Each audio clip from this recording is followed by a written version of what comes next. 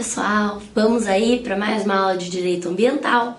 Eu sou a professora Mariana e vou tratar com vocês hoje sobre o patrimônio cultural. Então esse pedaço aí bem legal, bem tranquilo, vai ser uma aula mais relax aí para nós, mas não deixa de fazer as suas anotações aí no caderno, tá? Então o patrimônio cultural, ele vai ser um direito fundamental de dimensão coletiva, tá? O patrimônio cultural está previsto aí no artigo 216 da Constituição Federal, que vai trazer para nós o seguinte, que são bens de natureza material ou imaterial. E aí você me pergunta, bens de natureza imaterial que formam o patrimônio cultural? Pode ser uma música, pode ser o modo de fazer uma receita, pode ser, por exemplo, uma dança. Então a gente vai ver várias coisas legais aqui hoje, que são tomados individualmente ou em conjunto, portadores de referência à identidade, ação, memória de diversos grupos formadores da sociedade brasileira. Então a gente vai ter coisas de vários estados para a gente poder falar aqui, que vão ser considerados aí o patrimônio cultural do nosso Brasil. Então, o artigo 23, inciso 3º e o inciso 4º da Constituição Federal vai trazer a competência material aí do patrimônio cultural. Então, a competência material ela vai ser comum a todos os entes políticos, né? Então vai ser a União, os estados, o Distrito Federal e os municípios. E lembrem que a competência material é de fazer. Então todo mundo tem que proteger esses documentos, obras e outros bens aí que têm um valor histórico, artístico, cultural aí de um modo geral. E o artigo 24, inciso 7º da Constituição Federal também vai estabelecer a competência legislativa dos nossos entes políticos, que vai ser concorrente entre os estados, a União e o Distrito Federal. E aqui o município vai poder legislar apenas de modo suplementar, quando precisar atender os interesses locais. Então, competência material é comum, porque todo mundo tem que proteger na prática, né, o patrimônio cultural, mas para legislar sobre o patrimônio cultural é só a União, os estados e o Distrito Federal. Então, eles vão poder legislar sobre a proteção do patrimônio histórico, cultural, artístico, turístico, paisagístico. A emenda 48 de 2005 vai trazer o Plano Nacional de Cultura. Escreve isso aí no seu caderno para mim. Emenda 48 de 2005, Plano Nacional de Cultura, que vai estabelecer então a defesa do patrimônio cultural, promoção, difusão e produção de bens culturais, formação de pessoal qualificado para gerir a cultura, democratização do acesso à cultura e a valorização ética e regional. Diversidade aqui, né? Da valorização da diversidade ética e regional. Já a Lei 12.343 de 2010 vai instituir o Plano Nacional de Cultura e também criou o Sistema Nacional de Informações e Indicadores Culturais. Então anota no seu caderno a diferença. A emenda vai trazer o Plano Nacional de Cultura e a lei vai trazer o Plano Nacional de Cultura e o Sistema Nacional de Informações e Indicadores Culturais, ok? Então, a lei vai tratar de políticas públicas para efetivar o Plano Nacional de Cultura. E vai dizer também o seguinte, que os estados, o Distrito Federal e os municípios, eles têm que aderir voluntariamente ao plano. Então, não é obrigatório eles cumprirem com o plano, mas quem aderir vai ser de forma voluntária e aí sim vai ter que fazer o que o plano e o Sistema Nacional ali mandarem para poder proteger o patrimônio cultural. Então lembrem que a adesão é voluntária. Pode a União oferecer uma assistência técnica e financeira para os entes políticos que aderirem ao Plano Nacional de Cultura. E o artigo 2º, então, da lei que eu falei ali para vocês, vai estabelecer os objetivos do Plano Nacional de Cultura, que vão ser, então, reconhecer e valorizar a diversidade cultural, étnica e regional brasileira, proteger e promover o patrimônio histórico, artístico, material e imaterial, né, que eu falei aqui para vocês do imaterial, a gente já vai ver exatamente o que é. Valorizar e difundir as criações artísticas e os bens culturais, promover o direito à memória, por meio dos museus, arquivos e coleções, guardar a história, né, gente? Pra gente saber o que aconteceu antes da gente, antes dos nossos antepassados aí também, né? Ou até mesmo com os nossos antepassados. Universalizar o acesso à arte e à cultura.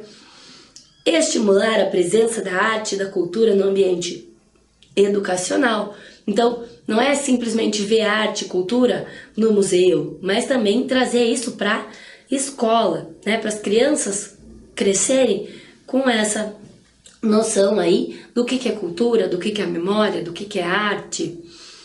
Estimular o pensamento crítico e reflexivo em torno dos valores simbólicos, de ter essa consciência de que não precisa destruir, de que não pode destruir, e sim de que a gente tem que preservar o patrimônio cultural, assim como a gente preserva, por exemplo, o meio ambiente. Estimular a sustentabilidade socioambiental. Lembram que eu já falei disso daqui? O que é socioambiental? É tudo que envolve o ser humano e um ambiente. Pode ser o ambiente aí, né, da natureza, pode ser o ambiente de trabalho, pode ser também esse ambiente aí, né, de você conviver dentro de outras culturas, enfim. Desenvolver a economia da cultura, o mercado interno, o consumo cultural e a exportação de bens, serviços e conteúdos culturais, para a gente não deixar que a cultura fique apenas aqui, por exemplo, no nosso estado, no nosso país, mas divulgar para que outras pessoas também tenham acesso. Reconhecer os saberes, conhecimentos e expressões tradicionais e os direitos de seus detentores. Qualificar a gestão na área cultural nos setores público e privado. Profissionalizar e especializar os agentes e gestores culturais. Descentralizar a implementação das políticas públicas de cultura. Consolidar processos de consulta e participação da sociedade na formulação de políticas culturais. Ampliar a presença e o intercâmbio da cultura brasileira no mundo contemporâneo. Articular e integrar sistemas de gestão cultural. Aí então a gente viu os objetivos do Plano Nacional de Cultura. Mas também existem objetivos no Sistema Nacional de Informações e Indicadores Culturais, que vai ser o quê? Uma forma de efetivar na prática o Plano Nacional. Então vamos ver quais são os objetivos aí do Sistema Nacional de Informações e Indicadores Culturais. Coletar, sistematizar, interpretar dados, fornecer metodologias e estabelecer parâmetros na mensuração da atividade no campo cultural e das necessidades sociais por cultura, que permitam a formulação, o monitoramento, gestão e avaliação das políticas públicas de cultura e de políticas culturais em geral, verificando e racionalizando a implementação do Plano Nacional de Cultura e a sua revisão nos prazos previstos.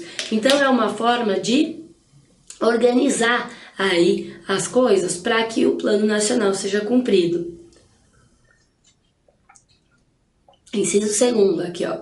Disponibilizar estatísticas, indicadores e outras informações relevantes para a caracterização da demanda e oferta de bens culturais, para a construção de modelos de economia e sustentabilidade da cultura, para a adoção de mecanismos de indução e regulação da atividade econômica no campo cultural, dando apoio aos gestores culturais privados e públicos.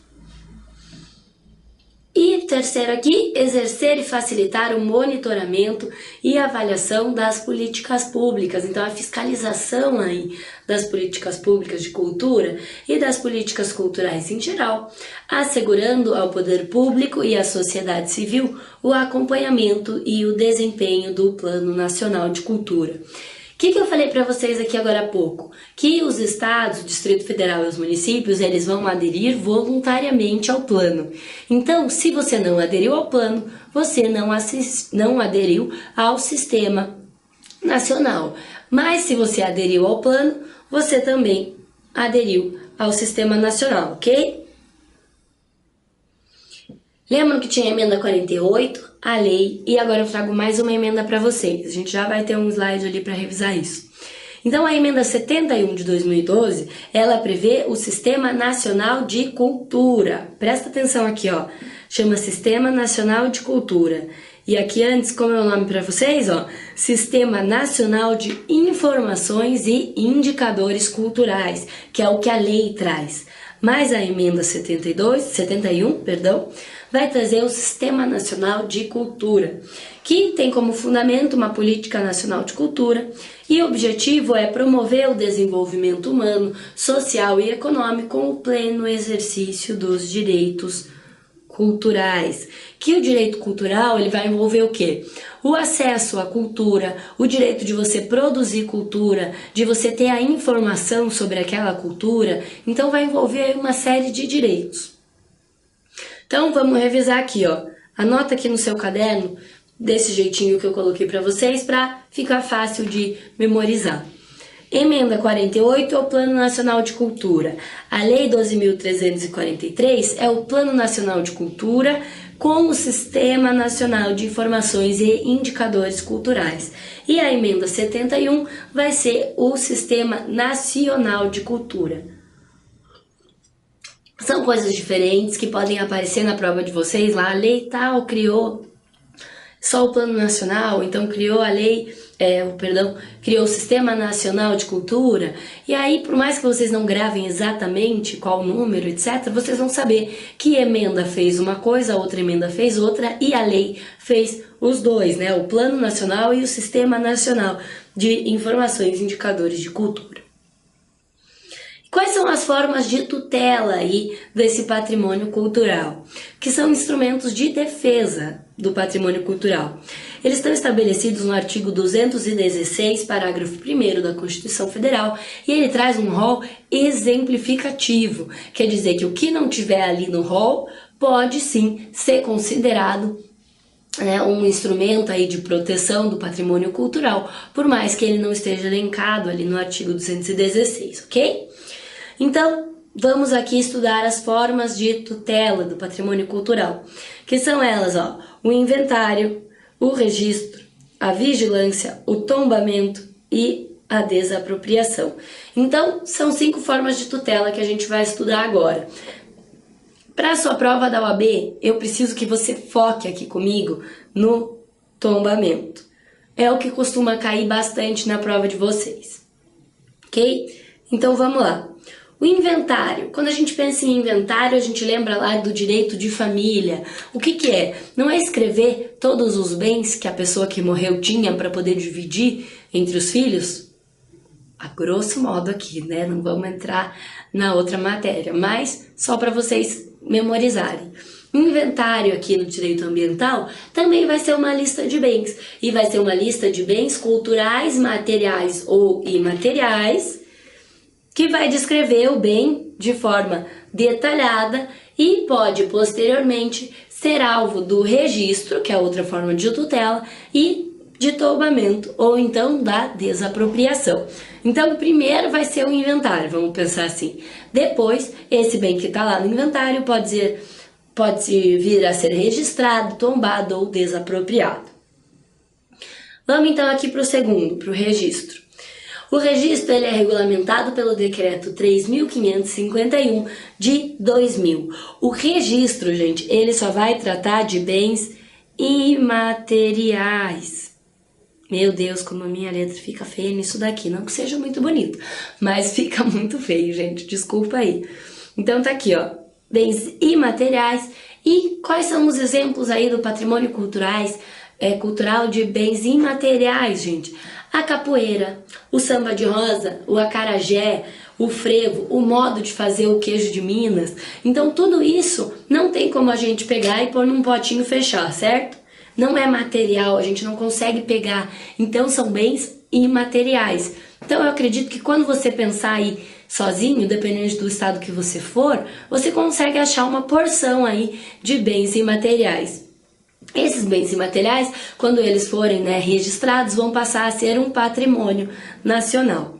Então, qual que é o objetivo? É dar continuidade a essa história do bem, para salvar a memória, a identidade, a formação da cultura da sociedade brasileira. Não afeta diretamente uma propriedade privada, porque é um bem imaterial, a gente não consegue pegar, né? E a competência legislativa, para falar sobre o registro aí, é concorrente para editar atos regulamentares e a atribuição material para registrar, né? Vai ser aí concorrente, então, entre a União, os estados, o Distrito Federal e os municípios. Então, a gente vai ter aqui 4 livros de registro, que é bom que vocês saibam que as coisas imateriais são divididas para poderem ser registradas ali de uma forma mais organizada, tá?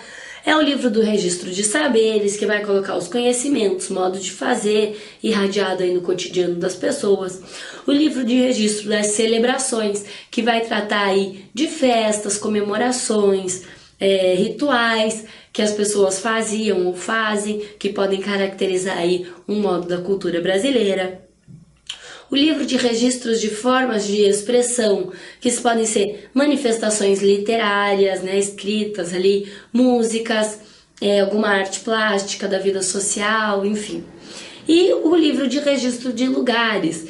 Por exemplo, acontecia uma feira naquela rua, hoje já não tem mais, mas era um tipo de cultura daquela época ter a feira naquele lugar. Então o registro vai ser formalizado por lugares, então feiras, mercados, santuários, praças onde aconteciam determinadas celebrações, por exemplo, e demais espaços onde se concentram ou reproduzem práticas culturais coletivas. E o terceiro aqui então para nós é o tombamento, e eu quero que vocês façam muitos asteriscos aqui, que esse é o mais importante, que normalmente cai na prova da OAB. Se vocês já estão fazendo as questões aí para ficar familiarizado, como que cai, como que a matéria é abordada pela FGV, então você já viu alguma coisa aí sobre o tombamento nas questões de direito ambiental. Então, o que é o tombamento, gente? Eu vou trazer para vocês aqui um sentido amplo e um sentido estrito. O sentido estrito, então, é um ato administrativo de inscrição de um bem material em um dos livros do tombo, tá? Mas isso a gente consegue presumir simplesmente pelo nome. O tombamento, a gente sabe que tem o livro do tombo, já ouviu falar, já sabe que tem um prédio aí na sua cidade que pode ter sido tombado, que a gente fala. E aí a gente já está mais acostumado. Mas o que é o tombamento num sentido amplo? Então é um procedimento administrativo que veicula uma modalidade não supressiva de intervenção concreta do Estado. Então, por mais que o bem seja tombado, o proprietário pode continuar usando, Na propriedade privada ou pública, de índole declaratória, que tem o intuito de limitar e não proibir o uso, o gozo, a fruição, a disposição de um bem gratuito, em regra, permanentemente e indelegável, destinado à preservação do patrimônio cultural material. Então, se o registro ele era só para bens imateriais, o tombamento vai ser só para bens materiais. Ok? Dos monumentos naturais e dos sítios e paisagens de feição notável pela própria natureza ou por intervenção humana. Sabe aquelas casas muito bonitas que a gente vê na rua e que elas são antigas, toda trabalhada, tem moldura de gesso, às vezes tem até uma pintura muito bonita lá na frente, essas casas antigas? Elas normalmente são tombadas, elas fazem parte aí do patrimônio histórico-cultural da cidade. E a previsão legal, então, do tombo, do tombamento, é o artigo 216, parágrafo 1º da Constituição Federal, E também existe a Lei Geral do Tombamento, que vai ser o Decreto-Lei 25, de 30 de novembro de 1937. Então vejam que é uma modalidade antiga. E a competência? Para instituir o tombo, o tombamento, a competência é comum entre todas as entidades políticas, né? Pode ser, então, da União, Estado, Distrito Federal e do município. Está previsto aí no artigo 23, inciso 3º e 4º da Constituição Federal. Admite-se o tombamento de um mesmo bem por mais de uma entidade política. Então, aquela casa bonita que você sabe que é tombada aí no seu bairro, na sua cidade, ela pode ser tombada pelo seu município, pelo seu estado, pela União, pode ser por todos ao mesmo tempo, então pode ser tombado por mais de um ente político. E para legislar sobre o tombamento, a competência é concorrente aí, e isso vai estar prescrito no artigo 24, inciso 7º, e no artigo 30, inciso 1º e 2º da Constituição Federal. Quais são as espécies de tombamento, então? Anota, gente, por favor. O tombamento pode ser voluntário, aquele que tem, a aprovação aí do proprietário. Ele pode ser compulsório, que vai ser um ato administrativo executório, assegurado o direito de defesa do particular. Então, se o proprietário ele não quer que o bem seja tombado, a administração vai fazer mesmo assim, mas o proprietário tem o direito de se defender. E pode ser também individual ou coletivo. Então pode ser, por exemplo, individual, se é só aquela casa bonita, mas pode ser coletivo de modo a tombar a cidade inteira, ou então uma biblioteca, coisas coletivas aí. Pode ser de ofício, o tombamento de bens públicos vão ser feitos de ofício, não precisa consultar o proprietário, porque são bens públicos, então é de ofício.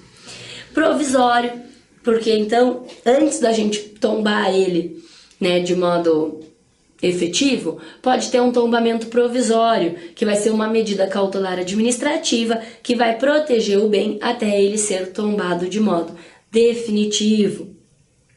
E o tombamento definitivo é o ato administrativo que consiste a inscrição do bem no livro do tombo. Tranquilo? E qual é o conteúdo da proteção do tombamento? Quando a gente tem aquele bem tombado, ele vai estar sendo protegido, então, aí, pelo poder público. Qual é essa proteção? Os bens tombados, então, não podem ser destruídos, demolidos ou mutilados. Tem que ter a restauração da pintura, para manter aquele bem bonito. Mas aí o proprietário tem que pedir a autorização prévia ao órgão ambiental, cultural que fez aí o tombamento do bem. Os bens móveis, eles não podem sair do Brasil, Mas tem uma exceção, que pode ser a curto prazo ser autorizado aí por esse órgão ambiental. Se não for autorizado, gente, pode ser caracterizado aí um sequestro do bem. E indenização. Se o proprietário, por exemplo, não aceitou o tombamento, se defendeu, etc., e o tombamento definitivo ocorreu mesmo assim, cabe ao particular pedir indenização para o poder público? De regra, não cabe indenização, a não ser que o proprietário demonstre o dano. Responsabilidade civil aqui puramente, gente. Se demonstrar prejuízo, se demonstrar um dano efetivo, pode caber indenização sim. Se for o tombamento de modo isolado, pode ter indenização. Por exemplo, a casa bonita. Se for só aquela casa, o proprietário pode pedir indenização. Por isso que tem um mazinho aqui, ó. Se for um tombamento coletivo, tombou a cidade histórica inteira, não tem o que fazer, gente, não vai ser autorizada aí a indenização. E se o proprietário adquirir um bem que já for tombado, qual que é o prejuízo, gente, que ele vai ter se ele já adquiriu aquele bem daquela forma? Então também não vai caber indenização. Então, o mais aqui, quando vocês forem estudar pelos slides, o tombamento isolado mais é como se fosse um positivo, cabe indenização. Tombamento coletivo, menos, não cabe indenização. E tombamento, né, no caso do proprietário já comprar um bem que já estava tombado, não vai caber indenização também, então tem um menos ali. E por último aqui, o nosso quinto elemento ali de tutela do patrimônio cultural vai ser a desapropriação, que também vocês já conhecem aí do direito constitucional, que é tirar ali o bem do particular, enfim. Vai ser uma modalidade supressiva da intervenção do Estado na propriedade privada ou mesmo na propriedade pública. E a desapropriação por utilidade pública, né, vai ser nesse caso aí para proteger o bem cultural, que vai ser de utilidade pública, para resguardar aí a cultura, a memória, a identificação da população. E o meu recado hoje para vocês era esse. Espero que vocês estejam curtindo as aulas, que estejam aí se dando bem nos estudos. Se tiver dúvida, alguma coisa, manda pra gente, escreve aí nos comentários, que a gente vai tentar te ajudar. Espero que você esteja aí, né, se esforçando para o exame de ordem, estuda, né, bonito agora, faz bem feito, que daí você vai precisar fazer uma vez só. A gente sabe que tem muita gente que faz aí exame de ordem atrás de exame de ordem e não consegue passar porque estuda às vezes errado, ou então a pessoa não está se dedicando. Então se dedica, faz isso com vontade, que a sua aprovação aí vai estar mais pertinho de você, tá bom? Então até a próxima aula e continuamos aí na Cultive esperando vocês.